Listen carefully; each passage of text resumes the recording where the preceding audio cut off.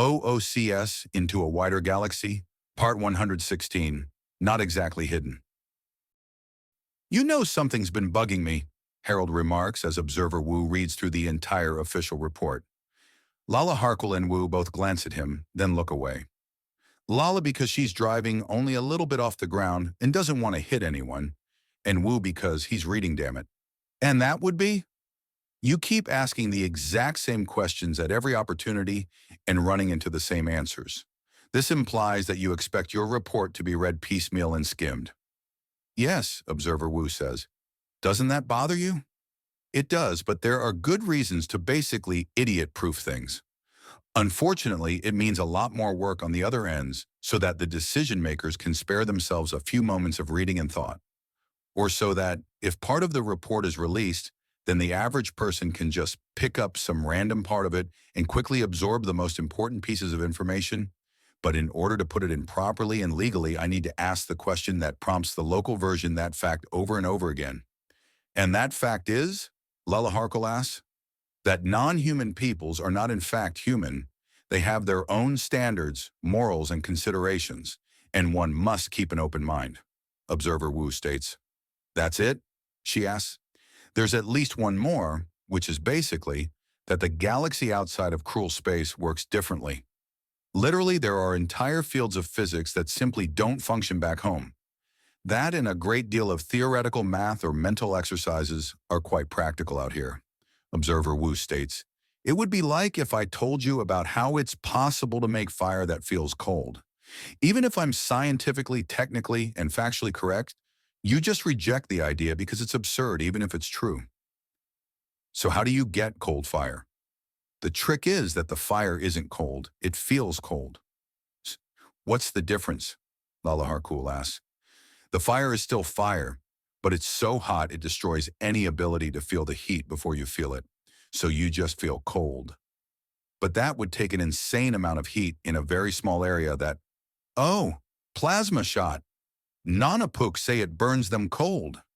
Burns you so hot and fast you only feel cold. Hence, fire that feels cold. But how do you get it in cruel space? You need axiom for it. We have welding tools that get to a similar level of heat, Observer Wu states. Oh, okay. Hey, wait, no. They say it's burning hot too. The edges of a plasma wound are burning hot, but the nerves are gone, so you only feel nothing, which compared to the heat feels cold. Observer Wu states. He had spent part of his time over studying the effects of alien weapons. The fact that they used thermal weaponry was disquieting. Apparently, practicality and not lugging around ammo was of greater import than not casually torturing one another in a fight. There's a reason white phosphorus and flamethrowers are highly controlled in warfare. But, oh, that's why Nanapook think warfire is so scary, Lala Harkle notes. Part of it. Three's also the fact that it's designed to eat through heat resistance. Well, yes, fire is no good in a fight if you just ignore it. It needs to eat into your enemy, Lala Harkle says, and Observer Wu sighs. It appears the fact that the people who used warfire would be as scary, if not scarier, than the warfire just flew over this woman's head so thoroughly they had long exited the vehicle. And here we are, Lady Tyr's estate, Lala Harkle says, and Observer Wu raises an eyebrow as Harold outright snorts in amusement. They're not at the estate, but it is in sight now, and Lala has taken off to fly closer the rest of the way, rather than following the stately path that winds to and fro to climb the mountain to reach it. Observer Wu shifts his posture ever so to give the communicator in his breast pocket, acting like microphone and body cam, a better view. For all that he had read that the Tyr barony was relatively small and impoverished, the estate was still palatial in size. One would expect a people with such a martial history to have more in the ways of walls and towers.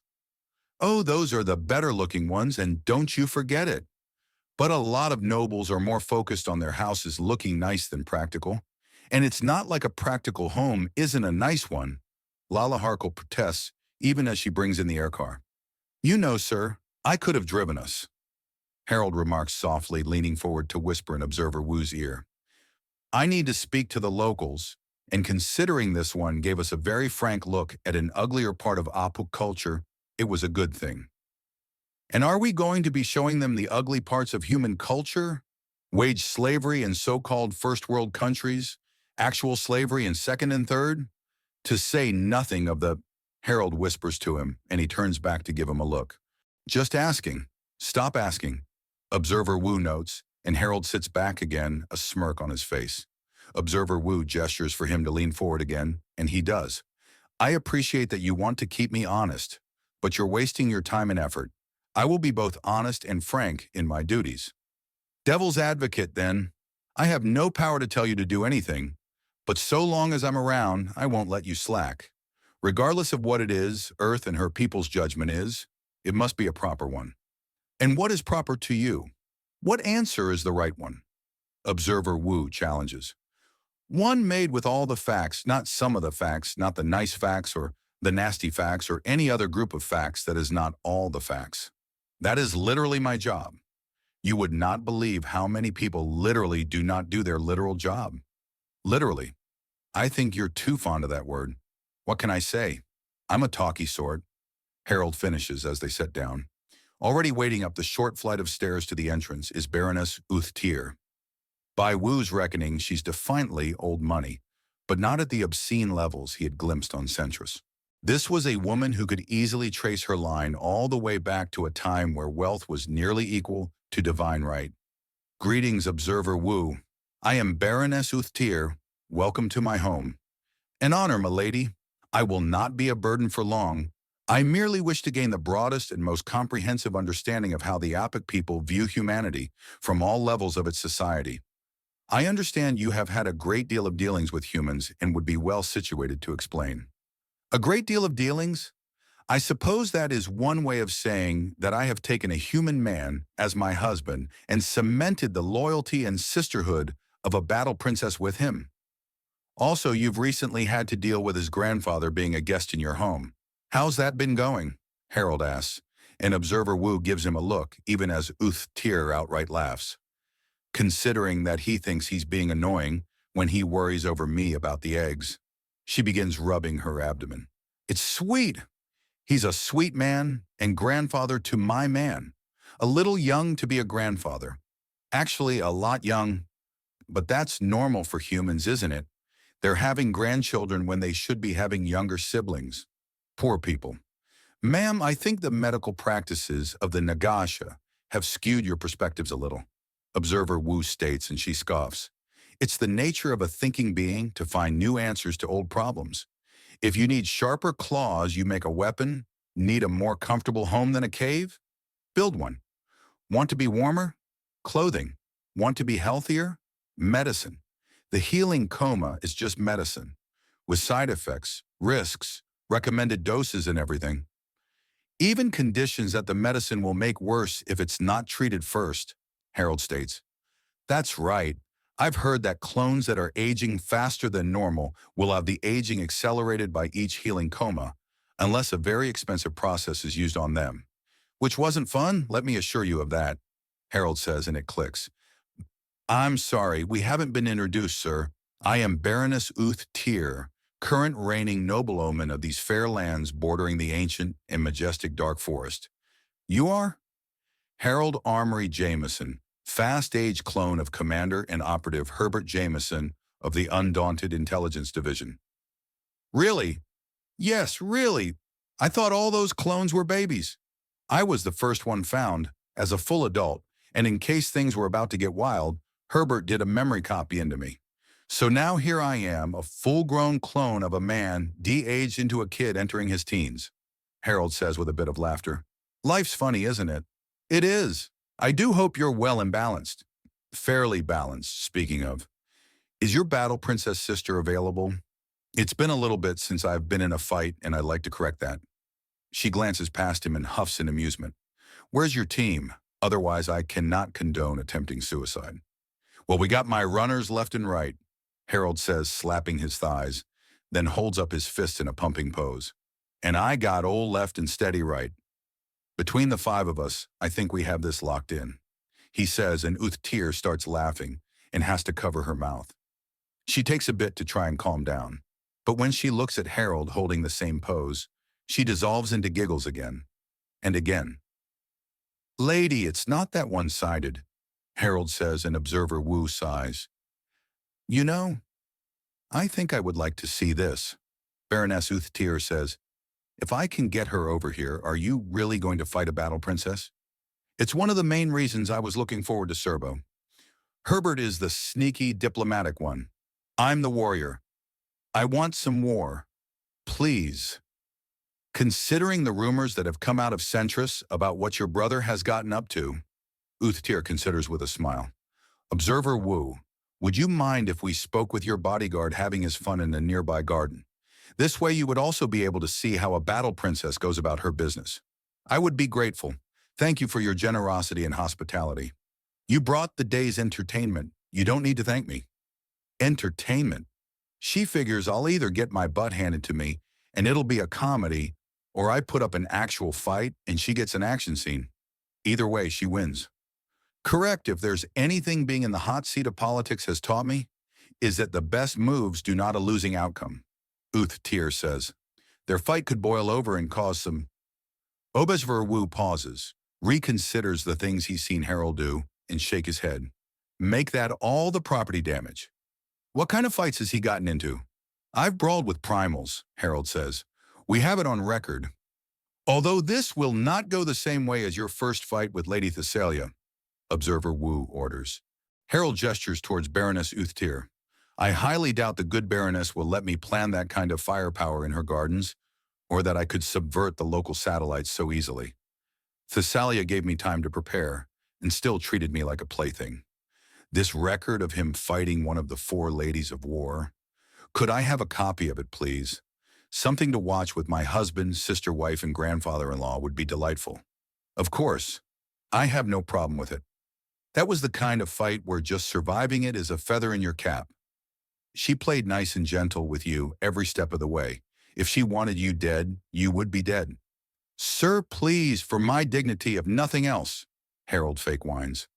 There's no loss of dignity losing to a primal. It's like trying to navigate the dark forest when you're not a sorcerer. Just surviving to speak of it is the prize, Baroness Uthtir notes as she clearly reconsiders Harold.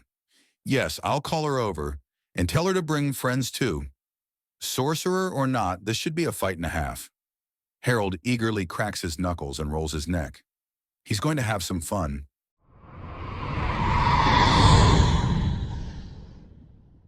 OOCS, Into a Wider Galaxy, Part 117. Not exactly hidden. I'm sorry, a human wants what? Terafuz asks into her communicator. She pauses as her battle sisters look around in amusement. And he's not a sorcerer? Really? Well, if he's glutton for punishment, who am I to refuse? Oh, don't worry, dear sister. I think I can easily find that. If anything, they're already with me, most likely. She continues, and her surrounding battle sisters share a look. It's clear that they're part of the conversation, but for what? A human man wants something punishing and is not a sorcerer.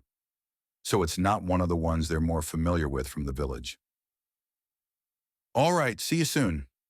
Terafuz finishes before hanging up and turning to them all. So a human man, a clone no less, wants to test his martial skill against the battle princesses of Serbo. He's currently at the Tyr ancestral estate and is apparently borderline giddy to start. Really? He does know he not only has this backwards but is fishing in the wrong area? Rare is the unmarried battle princess. So much so I don't think any of us are unmarried at this time, Shireen asks as she adjusts her bright yellow dress. Not to mention, as a clone, I mean, why would he be so open with such information? My sister-wife failed to elaborate. I assume there will be more answers if we go there, Terafuz notes. Well, I'm in. Humans have a habit of being interesting, Shireen states with a smile. You can't keep me away. Alice's Sora remarks as she adjusts one of the bows on her deep green dress with silver highlights. If he's not a sorcerer, we'll bounce him off every nearby wall and then introduce him to my daughters. I have some girls that need a virile and bold husband. Not to mention, as a clone, I'm sure he could use some care and comfort. Men are rarely cloned for wholesome reasons, which just means that a little girl could heal his poor, wounded soul. Bali Sen says with a tapping of her gloved finger to her chin. She preferred more ruffles and fur on her dresses and liked them in pink. And pink fur is hard to come across on Serbo. She had it imported. Thinking about one of your own? A few nieces, they're following the Miroir matchmaking method, which I don't think it's going to work that well considering how long it took the poor girl to find her husband. And the fact it took an entirely new species joining the galaxy at large for it to work, Terifus says. Yes, that's a little bit leaving it up to chance for me, Bali Zen says. Still, I am curious. What trick or technique does a human think will win? I beg your pardon, but what have I wandered in on? Vanathar asks as she arrives in the area. Oh, there is a human at the Tyr estate who wishes to fight a battle princess, but is not a sorcerer himself. Terifus states and Vanathar openly processes this. Is this challenge open to any battle princess? Well, I think we can safely assume he doesn't want to fight all of us at once, unless I and my sister wife have well and truly misread the situation. Of course not. It is legally suicide to fight one of us at less than 5-to-1 odds. Fighting with 5-to-1 odds in our favor would be sheer madness. There is no way he would want to. Are you mad? Vanathar demands. Yes, Harold says. You just admit it, Vanathar asks. I am a rapidly aged clone of a man who is de-aged into a child and is the public face of a spy agency who counts one of his greatest victories is to have his favorite disguise mass-produced, mass-used, and so ubiquitous that people who don't know Private Stream as a spy are outnumbered by those who do. Even the base facts of who and what I am are mad, Harold says, and there's some laughter. If it makes you feel better, you can first fight me 1-to-1 and then bring in more and more princesses until I'm overwhelmed. I think someone here needs a lesson in humility, Vanathar states in an unamused tone. Someone does. The only question is, whom? Harold asks. All right, take a position. It's time for a lesson, little man, she says, and he chuckles before pulling his sword off his belt and considering it, then shrugging. All right, this little competition is happening on my land and property, so it will be mediated by me. Is there any opposition to this? Baroness Uthtir asks, and Harold tilts his head to decide for a moment. No opposition, but I do have a question, he states.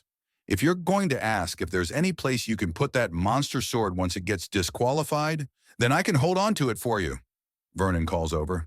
Thank you. That was the sum total of my questions. Harold calls back over, and Vernon flashes a thumbs up. Is your weapon really that dangerous? I've carved supersonic combat walkers in half with this blade. I used it to fend off one of Lady Thessalia's assaults and deflected a storm of her arrows with it. Either I'm a lot stronger than even I know, or I hold an extremely dangerous length of steel in my hands. Oh, please. How bad can it be? Vanathar asks as she draws out a warblade, suitable for hunting leviathans from the folds of her dress. It weighs far more than she does by a wide margin. It is bigger than her in every dimension. It still dances in her fingers and is the display of physics-defying power.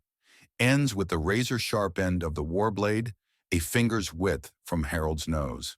He draws his sword, and there is the shriek of metal as he cuts a good quarter of the warblade off with contemptuous ease. What in the world? God damn it, this thing is just too damn dangerous to use in a real fight. Harold grumps as he sheaths the hyper-lethal weapon and then tosses it across the small field. Vernon catches it, and they nod. Sorry about that. Let me fix this.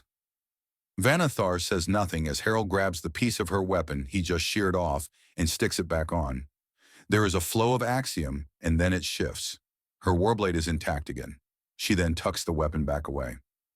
Fists and flame, then? She asks much more respectively. If a warrior is running around with an obscenely powerful weapon and their reaction to it is that it makes things too easy, then they at least deserve to be treated like a warrior proper. Sure, he says as he takes a few steps away and takes a ready stance. She nods and shifts into her own stance. They both turn to Baroness Uthtir. You may begin. Now! At her command, Vanathar and Harold charge.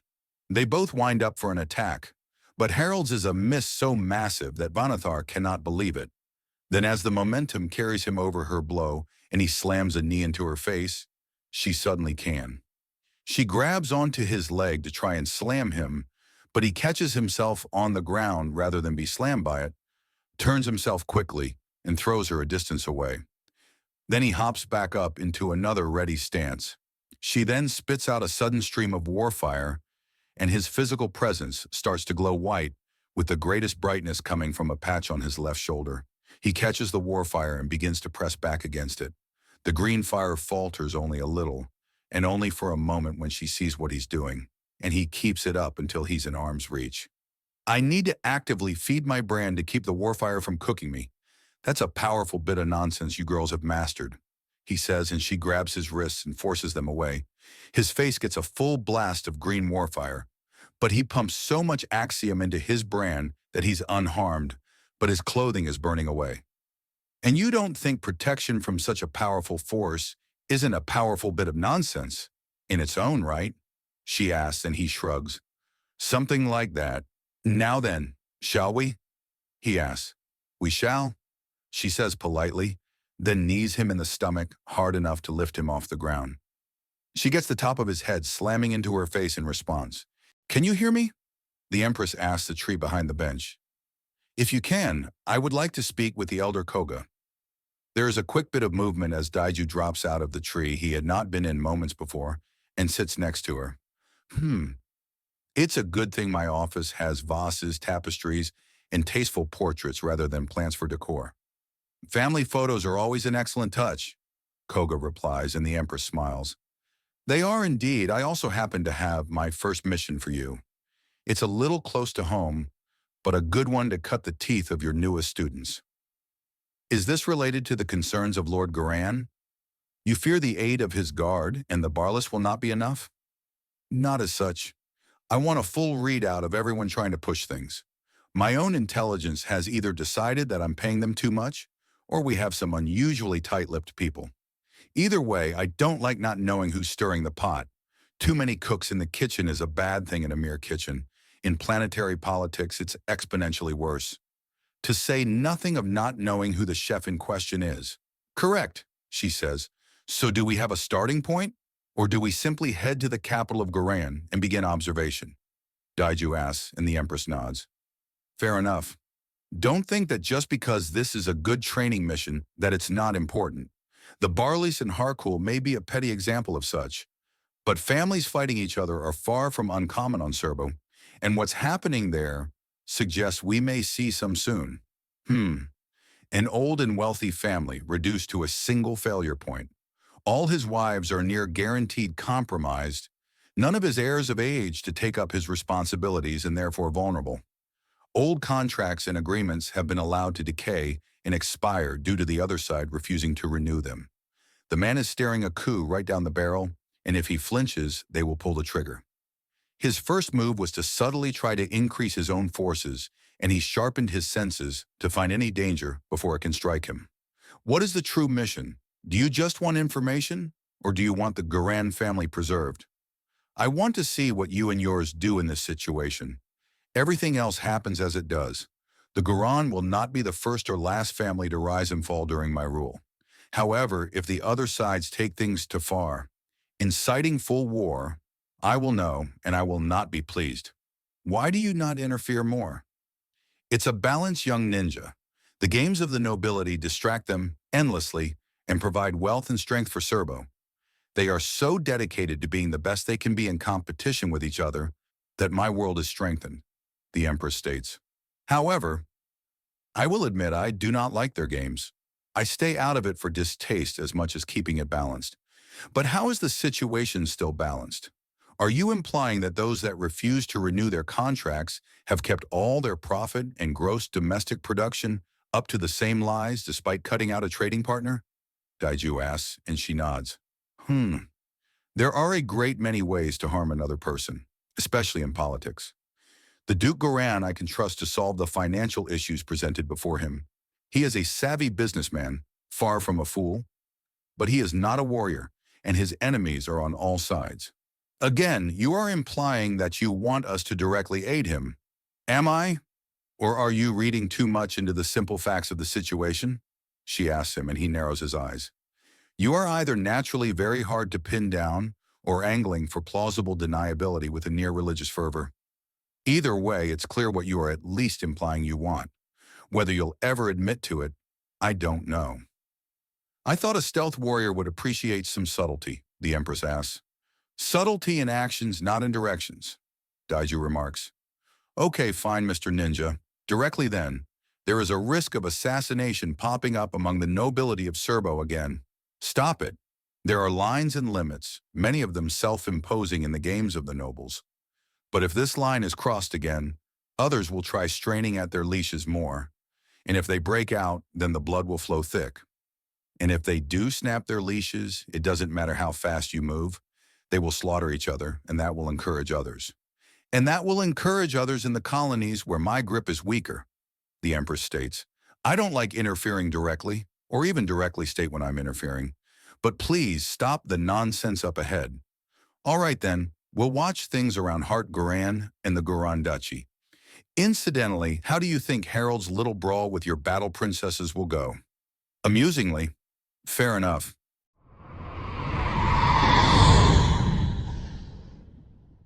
OOCS Into a Wider Galaxy, Part 118. Not exactly hidden. They made something very, very dangerous with this, Vernon notes as he examines the axiom patterns of the sword in his hands. He can't unsheath it. It has some protections on that which is good. But good grief, this weapon is... Vanathar turns ever so with the headbutt that Harold gave her, and her tail whips out. The tip cracks through the air. But Harold's reflexes are so fast he's actually under the attack aimed at his hip. He then grabs her by the legs and suplexes the princess as best he can, which isn't very good as Vanathar catches herself on the ground with her hands and lets out lungful of warfire to coat him with. Wait, they used some of my own observations in this too. Oh, good grief. No wonder it tore apart Vanathar's weapon. It would do that even in the hands of a toddler. Vernon says, turning over the weapon and sighing as the duel turns into a wrestling match with Harold trying to twist Vanathar's arm out of its socket, and she thrashes to get him to abandon his grip a touch before taking a solid stance and throwing him hard. I can understand him not wanting to use it. If this even gets close to someone, it'll tear them apart. Harold bounces back so fast that he's a blur that only comes into focus when he hangs in the air for a moment after kicking Vanathar hard enough to send her tumbling. She hurls herself back at him and makes contact as he's still falling through the air and can't brace himself as well. So instead he grabs on like a limpet, and after a moment of frantic kicking to try and get him off, he gets his feet on the ground and then hurls her upwards before leaping to chase after her.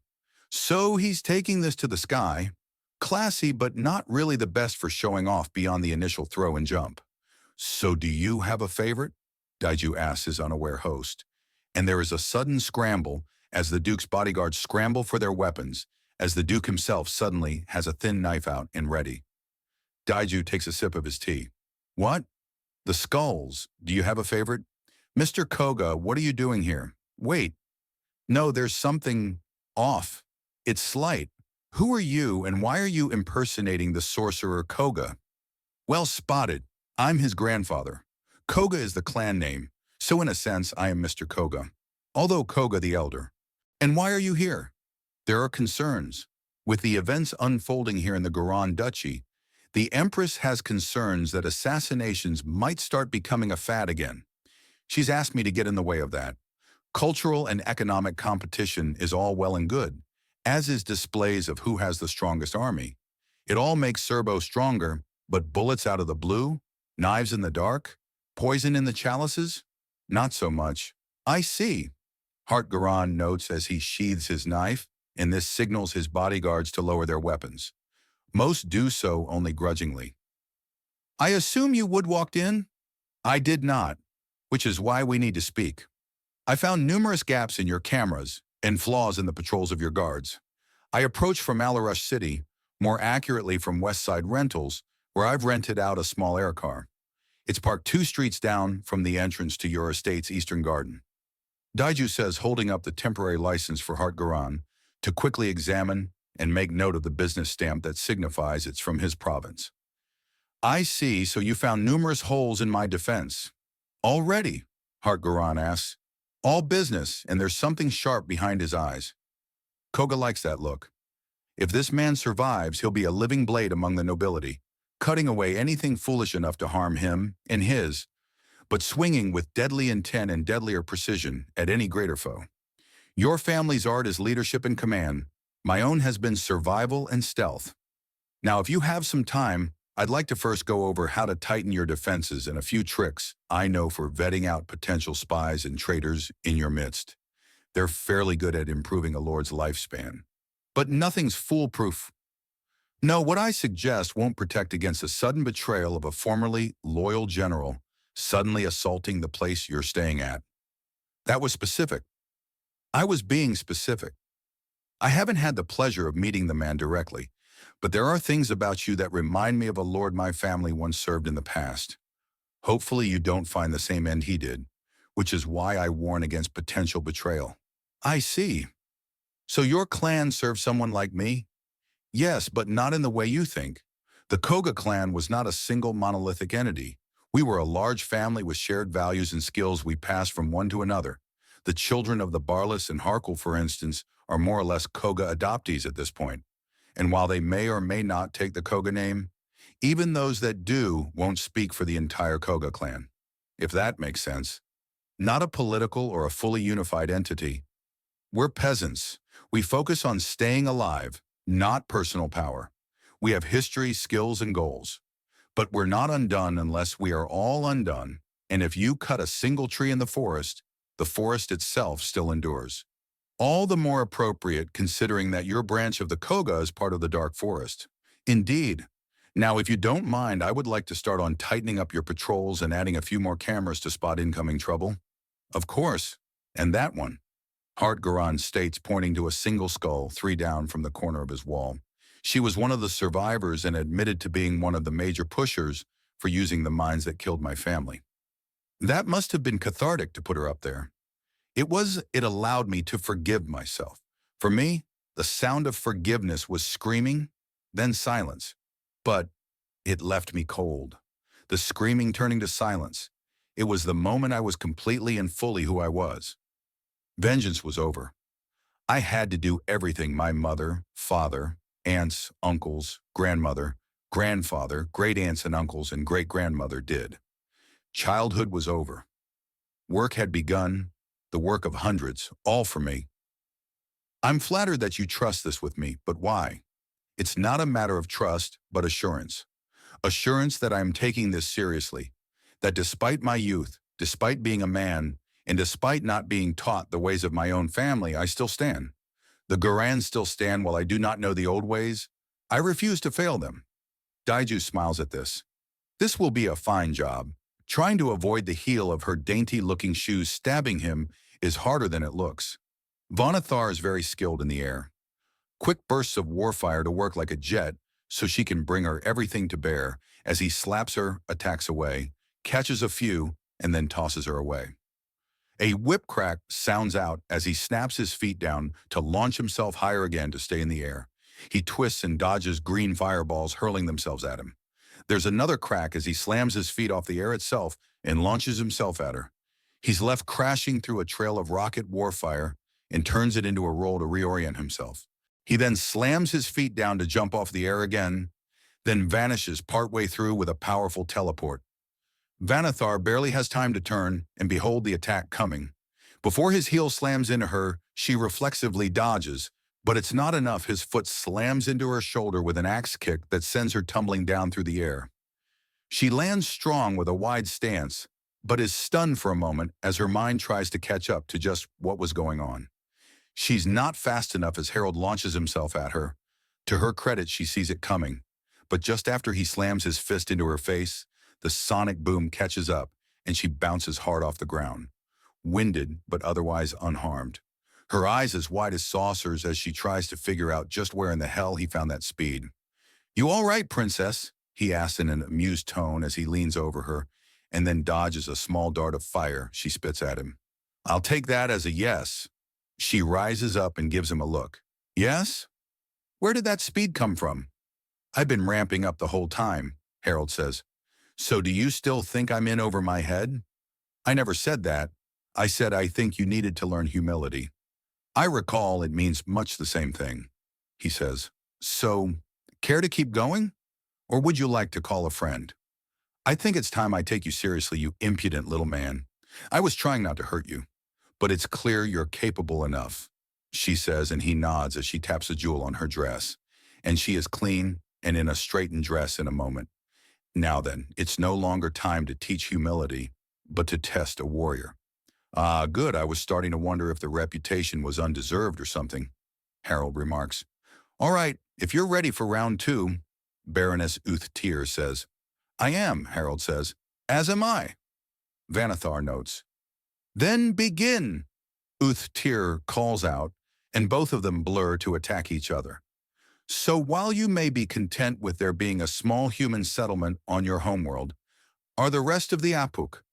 I understand you don't speak for your entire species, but not every woman has a human husband or friend, a community of another species, built in their sensibilities and following the designs of one of their cultures. Not an Apuk one, and with no connection to Apuk history. Is that really all right? Observer Wu asks as Vanathar and Harold test one another's defenses. They're only just shy of supersonic and very, very hard to make out when moving.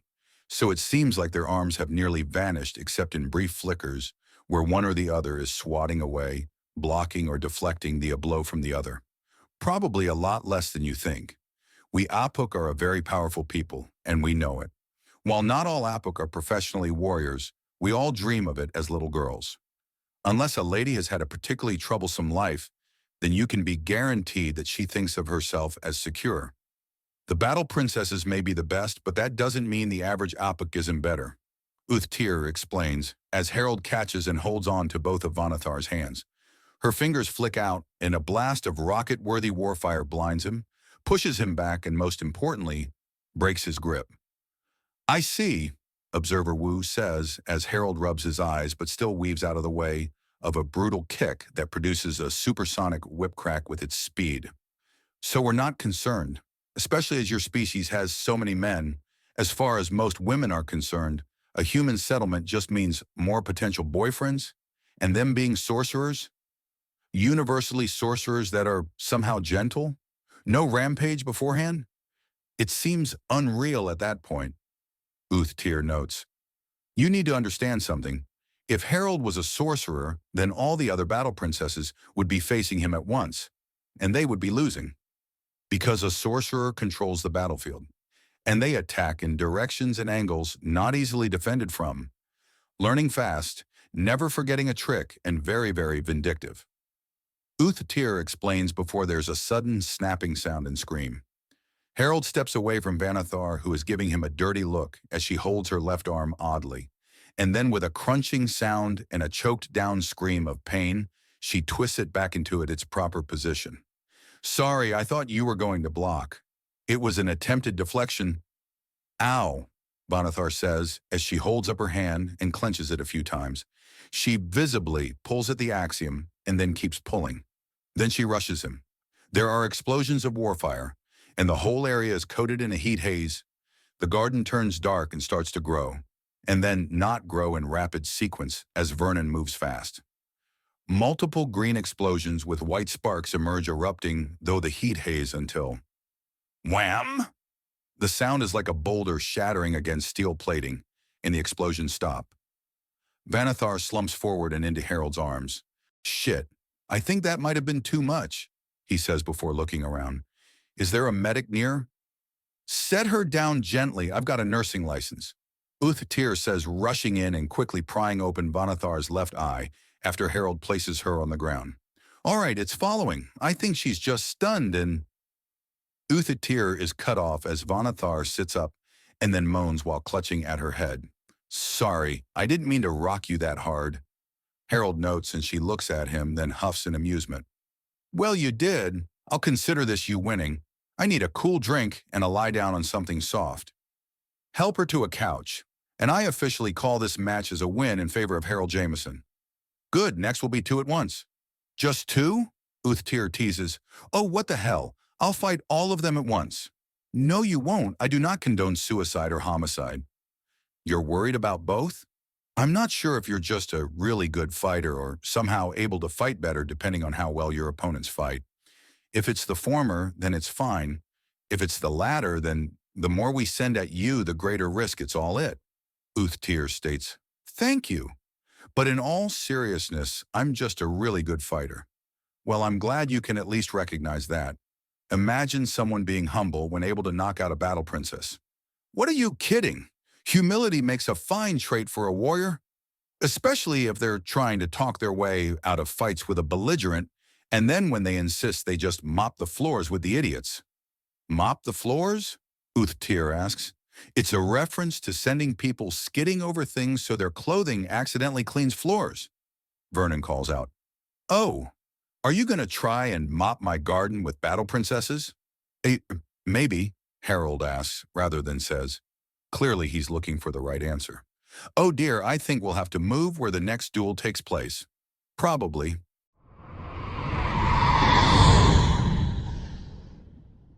OOCS Into a Wider Galaxy, Part 119.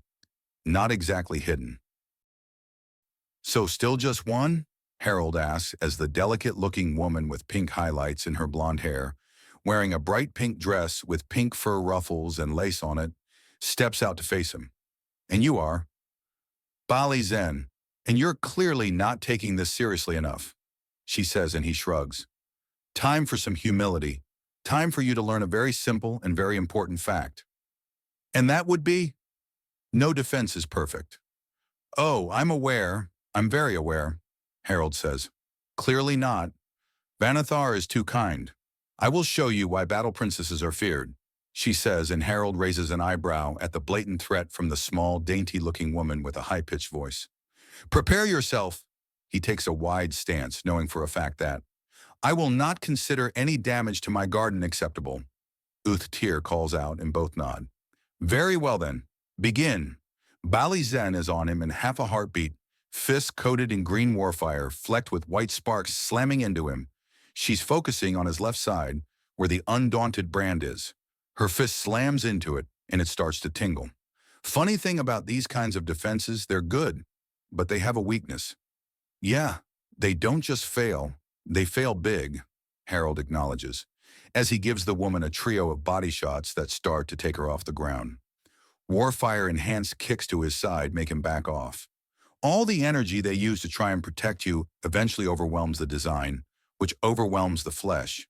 A sudden release of power, she states before rushing forward to start grabbing at him. He turns it into a grappling contest and is halfway into trying to twist an arm out of its socket when she unleashes a massive lungful of warfire on him. The brand is powerful. The brand is potent. The brand lets most undaunted walk through outright firefights with lasers fizzling against them and plasma being less useful than a gentle splash of water. But warfire is long and endlessly improved as a weapon.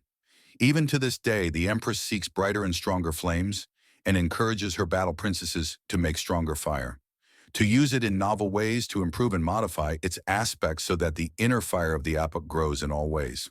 Bali Zen's warfire is hungry and tightly controlled. The heat of the flame doesn't extend beyond the flames themselves, a physical thing that is still not fully physical. A mirage that leaves gouged fire and draws further heat to itself to burn even more thoroughly. She has carved wood with her warfire and not set it aflame. She burns what she wants to, and when she wants it to burn, it burns. Physically forcing fire off himself and moving to the side, Harold slams his hand into Bali Zen's stomach so hard that a concussive clap can be heard, and she moves with his fist while tumbling. That was smart. The force he put behind that blow would have gone through her if she hadn't moved with it. He catches the fur shawl that comes flying off her shoulders before tossing it to her. She's upright again and catches it. "Thank you." She fastens it a little more securely this time. "That blow you gave me." "Vanathar wasn't humoring you." "I hope not," Harold states, and she nods. "Well then, thank you for restoring my faith in her. That blow would have pierced my stomach despite the size of your fist. If you really want to hit the target, you swing as if you wish to swing through," Harold remarks. "Yeah, that's how you put power in," Bali Zen remarks before blurring forward a streak of solid fire trailing her fists. Then the trails rush forward to slam further into Harold, who twists out of the way. But as he moves, she follows up with further punches. He abandons his footing and drop kicks her. She's too stable, and he launches himself off her to get some distance. Rolling to bleed off momentum, his stance is low and sold as she brings down a man-fisted warfire hammer that he thrusts a knife hand coated in glowing axiom into to snap it in half. The hammerhead keeps going and veers to slam him regardless. He shifts, and as he turns, brings his elbow to her face. She dips back to avoid the blow, even as the warfire hammerhead detonates and tries to throw Harold off balance. He takes the momentum and turns it into a powerful spin kick that she sacrifices the remaining haft of the warfire hammer to disrupt. She then grabs his ankle and hefts him upwards. As she swings him, his leg bends and the other slams a heel down at her head. She catches that one too, and he bends back to suddenly clap. He wasn't able to reach her, but a concussive wave from the clap breaks the grip and lets him turn the twist into a flip. Upright and stable again, he charges into her and uses his larger size to send her staggering backwards. But she exhales a massive lung of warfire onto him as she does so, and his brand is really starting to itch. The gaps in the cameras and guard patrols are easily tightened up. Hart Guran is no one's fool and already had replacement parts and a shifting schedule anyways in case things need to be replaced, repaired, or switched up. It takes a total of 1 hour to tighten up security to Daiju's expectations. All right, now that we have the eyes of your fortress unclouded, although cutting down the entire garden and laying mines would be more effective in theory, which we are not doing, my grandmother adored the gardens. They're also quite pleasing to my eye. I'm merely mentioning all the possible options. If your enemies prove immensely belligerent and do not simply start bombarding the planet, they wouldn't dare. Such an act would be far beyond dynastic competition and be a declaration of all-out war against the Apuk as a whole. Complete suicide for a noble family. You'd be shocked how many great lords were undone simply because they dismissed something as impossible. But I digress. Short of orbital bombardment, cutting down the garden and having guards on the walls can and will make this place a defensive fortress of no small amount of power. Short of artillery, it should be a good fallback point. Although, I would like some time to scout through these halls. See if I can't find any hidden passageways or emergency exits. If one of your enemies learns of them, then a quiet pair of feet and a sharp knife can end your family in a hurry. I know of at least 2. They're already sealed from this side, however. If I need to, I can escape. I can go northerly or southerly in a tunnel that proceeds for a half kilometer. Half a kilometer on both? Yes, they're built into the very foundations of my family's home. They were constructed when this fortress was. I see, and where do these tunnels lead? To closets in some rented underground storage. My family owns them, but then again, my family also owns more than half the city directly. Good. Have you checked them? Are the doors clear? They open inwards, and there are things like brooms and mops in both. Easily navigated around in an emergency, but also hard to get all back into place without someone on our side of the doorway. So they're well hidden. Good, very good. I'll be checking them myself. However, I still request permission to scour your estate for possible weak points. You have my approval. Also, if you have any advice about my heirs and brides, caution, enormous caution, be very careful. They're the biggest weak point in your defenses. I know. The problem with your situation is that all of your wives are arranged marriages from nearby nobility. You were not expected to be the lord, so 3rd, 4th, and 5th daughters are who they are. Couple that with the sudden and unexpected weakness your family is in, and all their families are seeing opportunity. Yes, there is one thing you need to do better, Daiju says, and Hart Guran gives him his full attention. Bring you children closer, both adopted and blood. It doesn't matter if you secure your line. If the circling carrion birds have time enough to whisper poison into their ears and convince them that the best path forward is one that will cripple Guran and place it into the control of another power. But that would bring their mothers close to me as well, and after, needless to say, I can no longer trust them. Which brings me to the topic of their mothers. What have they done for you to lose faith in them? It began 4 years ago. I overheard Xana speaking with her own mother. She was explaining how her mission to gain power in Guran was going. I then had her and my other wives watched. What I learned is that all of them are seeking to gain influence over me, and subsume the Guran into their own dynastic lines. The only reason they haven't already is that I am born of the primary Guran line, and therefore the spares cannot have their claims overrule my own. I'm afraid politicking is a little beyond my normal skills, but I do have advice regardless. I would hear it. They believe they are racing one another for a claim. Turn it into a fight instead. Let them think they are gaining influence and have them compete for it. Get them to stop paying attention to you and paying attention to each other. This will let you slip away from their influence even as they fight to influence you. Hart Guran gives out a pensive noise and Daiju smirks in a manner reminiscent of that frustrating British spy. Do remember that they're all on a time limit and likely desperate to get something, anything out of you. Couple that with how long people live, and they'll lose track of 3 years easily. With that done, move from merely fortifying and safeguarding to distracting as well. If it works, then this will guarantee things. But if it fails, then you try something new. The only time you've lost is if you're dead or surrendering, Daiju says. Are you dead? Not yet. Do you surrender? Never. Then you're still fighting, my lord. Now let me show you how I check for hidden passageways, the things to spot without even touching an object. These will let you find hidden places when visiting the halls of foreign nobles. Just from looking?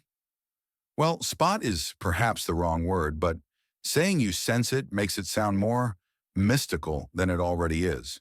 You're also going to be listening, feeling, smelling, and at times tasting. Tasting? How does that one work? Usually it only comes to play if you're sharing a meal at someone else's place. A strange tang in the water or food can mean that the storage areas are in some way compromised, or there's something up with the pipes. Of course, that can be a basic maintenance issue, and you should follow through with that, as it's good to know when and where a building is in some way compromised, to say nothing of the fact that using the senses of others can be to your benefit. Listening to servants complaining about a draft? Hart Guran asks and Daiju nods. Or watching to figure out where a fly comes from. Look there. See that slight webbing? A spider does not build a web unless there is something to catch. I see. The fire had grown fiercer and fiercer as he fought her. Her goal was plenty obvious. He was getting no wiggle room, no reprieve, and no chance as she battered at, brutalized, and beat down his defenses. She wasn't fighting to win, she was fighting to break him. The streams of fire were more akin to drills of heat, so intense they were solid, but they twisted through the air like snakes to come around. She rushes him and grabs to turn it into a contest of strength as her fire bores into his back. He tries to teleport out, but she disrupts it and then catches a knee to her face. Her head turns and her horn hooks him somewhat, and she twists. As he moves with it to avoid being skewered, he takes a grasp of the horn and slams a fist directly into her face as the streams of fire bear down on him again, and she unleashes even more fire, hotter than ever, and the tingling turns to a sense of sheer danger. Oh, fuck! He tries to teleport away, but she's got him and doesn't let him go. The heat is building onto him, and the brand overloads and erupts.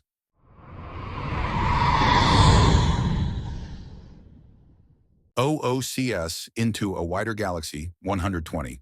Not exactly hidden. Harold can't exactly tell how many are screaming as he fights the pain to stop himself from joining in.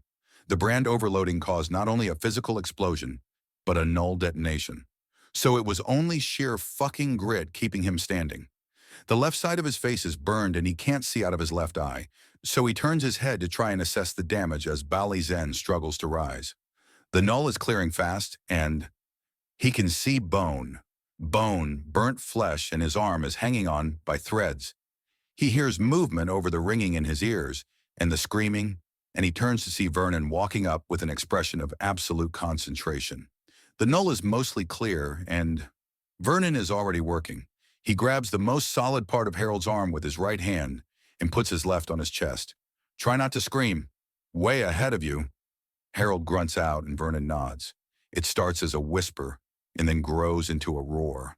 The wind crashes around them, and Vernon's eyes outright glow as Harold feels his bones grow stronger, larger, and his muscles repair themselves. Veins snake under newly formed skin, and the sheer pain of his moment flares, then fades, Flares, then fades, and flares, then fades. All in patches and all over him, until things end. Vernon lets him go and steps back. The pain is gone, the sense of being hurt is gone, and Harold's vision is fine. I mirrored your undamaged right arm and shoulder for this, so if there was something funky in the balance of your body, it's on both sides now. I see, Harold says as he examines his now undamaged and unhurt left arm. His eye, his face, his entire left side had been badly hurt now. Now it was strong. The only thing missing was the brand. No brand. I'm not in the mood to torture people. Are you ever? Harold asks, rolling his freshly healed limb. No, Vernon says plainly before stepping out of the way between him and Balizen. I'm calling this fight. Balizen won hands down. She broke your defense and crippled you. Furthermore, I'm going to get in the way of any further duels unless there is a solemn oath to leave warfire out of it. It's too dangerous to go up against without some form of defense, and as you are neither Aphook nor sorcerer, nor of any other people with some form of defense against the sheer might of warfire, I understand. This is my loss. I accept it, Harold says with a sigh. You're disappointed? I was kind of hoping that my arm would come off and would be propped up flipping the bird or something, Harold remarks, and Vernon is clearly not in the mood because he is unmoved by the joke. That would have made things harder. Yes, but it's still not very cinematic. Well, next time, turn quickly, and the chunky remains of the limb hanging on by abused strips of skin and some exposed muscle might slap someone if you do it fast enough. Vernon says in a tone dripping with contempt. Have I annoyed you? It doesn't matter. You sound annoyed. That doesn't matter. I'm in my business mindset, and all I see are problems to solve and ways to solve them. I don't care about anything else right now, and I'm not processing anything else right now, Vernon says as he looks from Balizen to Harold. Now, is there anything else? Any major injuries or sensation of doom? Why didn't you offer healing for Vanathar? Balizen asks. She's already been healed, Vernon answered. When did you do that? While you two were going at each other like there was some form of grudge, Vernon remarks before giving both of them a look, before reaching out and flicking some grass out of Balizen's hair, before turning and leaving. He goes to sit with his wife and visibly relaxes against her, just nuzzling up with the woman he loves. Right, well, I need to see about getting another Axiom brand then. Otherwise, I can't keep brawling battle princesses. Or you could just ask us not to use our fire, Balizen points out, but that wouldn't be the whole battle princess experience. Battle princess experience? Immense kinetic threat, while the heat's on a level you may as well be fighting on the surface of a star. I'm married, boy. Stop trying. Balizen chides him with a smile and he sticks out his tongue. He then pulls it back as she tries to grab it with her fingernails. Secrets upon secrets. I will need to go over the entire estate with an attentive eye, Hart Garan says as he puts down the old tome. They were in a hidden study. They had found 3 armories, fallback points, and a passage that led to a ladder that would allow him to shift from floor to floor with little issue.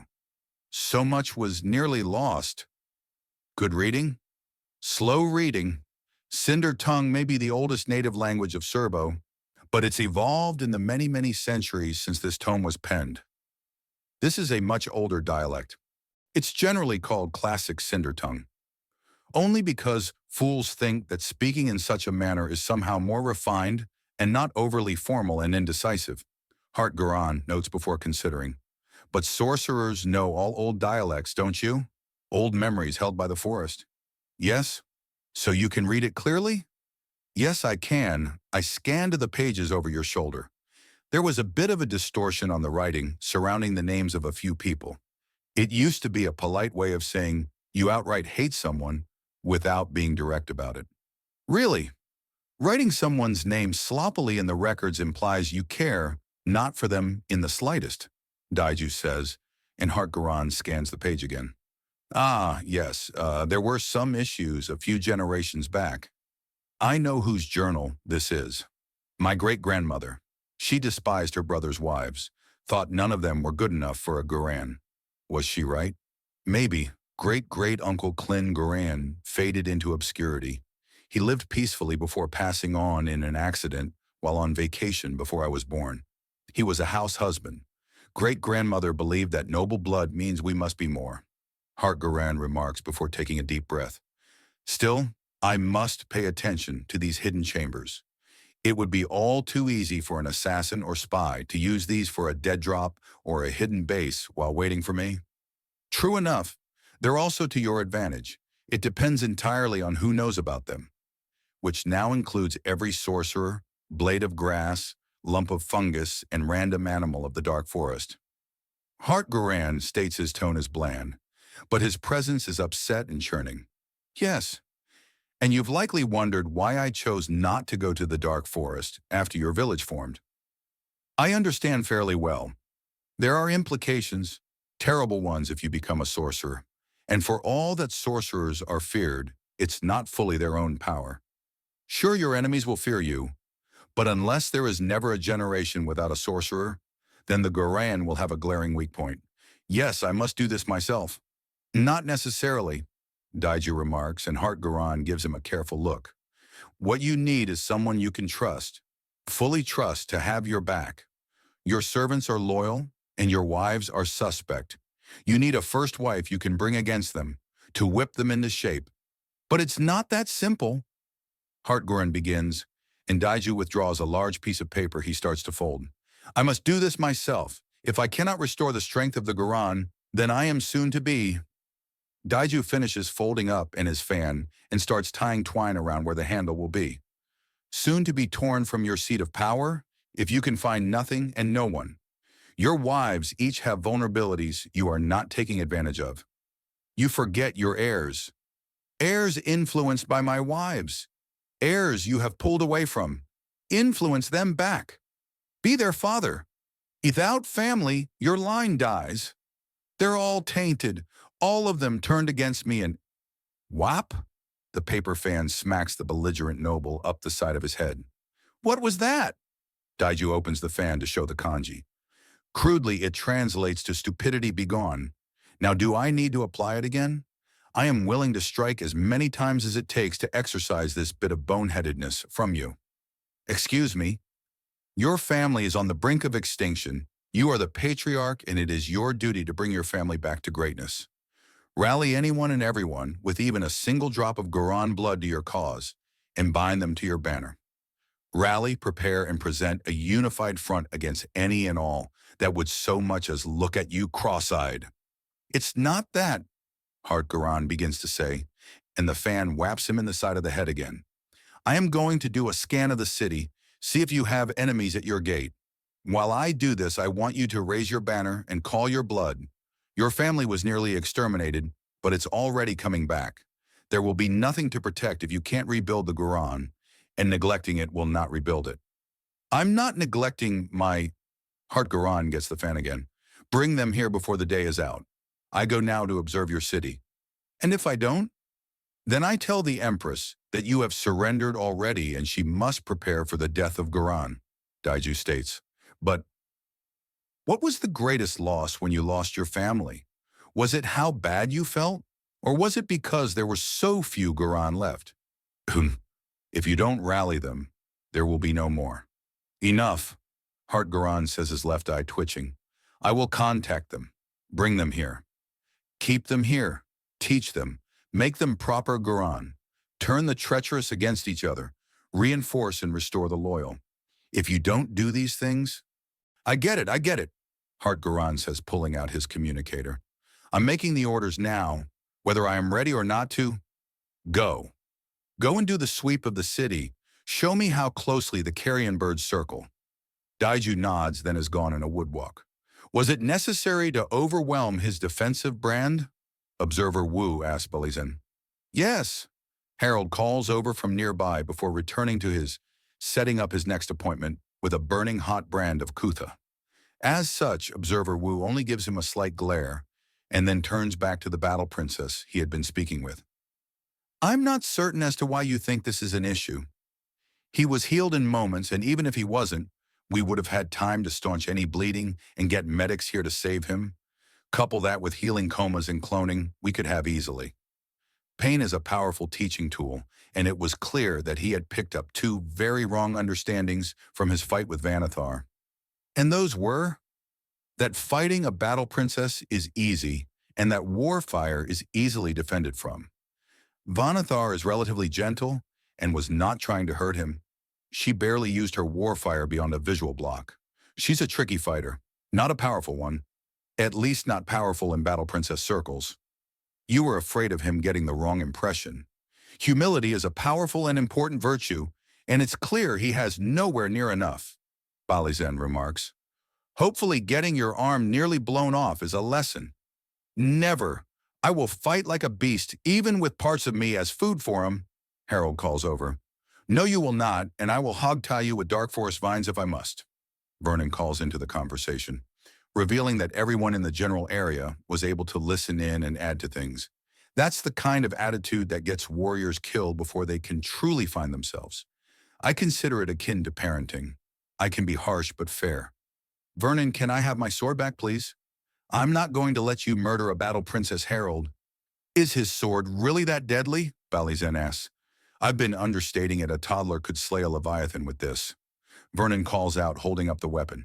Harold then teleports to it and grabs the blade. Not against the princesses. Fine, Harold says, taking the blade back. So who wants to go giant sea monster hunting with me and the family?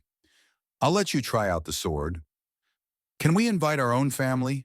Daughters and nieces and such? Yes, but they have to pass Giria's inspection. First wife? And descendant of one of the Nagasha war goddesses. Thessalia to be specific. You fought one of the gods of war, and as reward for doing well, you have one of their children for your bride?